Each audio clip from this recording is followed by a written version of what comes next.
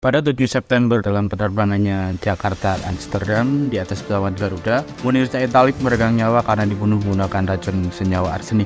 Ini hampir 20 tahun kasusnya bergulir tanpa menemui titik terang. Aktor intelektualnya masih belum tersentuh proses hukum. Tanggal terbunuhnya Munir memang telah ditetapkan sebagai Hari Perlindungan Pembela Hak Asasi Manusia.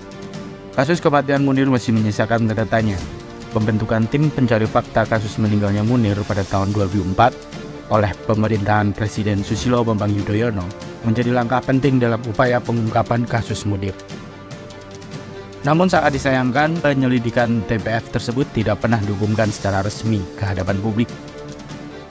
Terdapat sejumlah nama-nama selain Polikarpus yang pernah diadili dalam laporan tersebut. Tapi nampaknya rezim pemerintahan dari SBY hingga Jokowi terlihat enggan mengumumkan hasil TPF tersebut.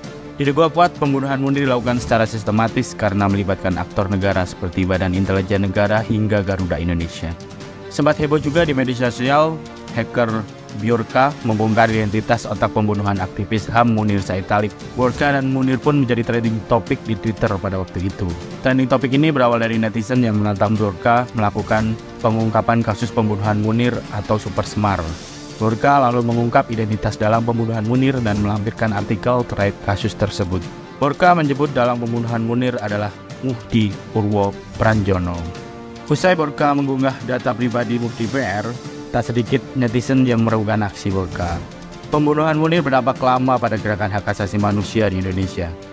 Dengan banyak aktivis dan organisasi terus mengecam dan melakukan pelecehan, namun kasus ini juga telah membangkitkan gerakan tersebut, menginspirasi banyak orang untuk melipat gandakan upaya mereka dalam mempromosikan akuntabilitas dan transparansi dalam pemerintahan, dan bekerja untuk mengakhiri impunitas atas pelanggaran hak asasi manusia. Kasus pembunuhan Munir juga meningkatkan tekanan internasional terhadap pemerintah Indonesia untuk mengejar keadilan dalam kasus ini dan memastikan pelaku dihukum. Kematian Munir telah memberikan inspirasi kepada generasi baru aktivis hak asasi manusia untuk terus berjuang memperjuangkan kebenaran dan keadilan.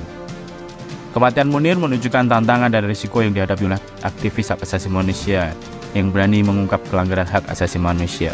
Munir Said Thalib merupakan contoh nyata perjuangan tak kenal lelah untuk hak asasi manusia.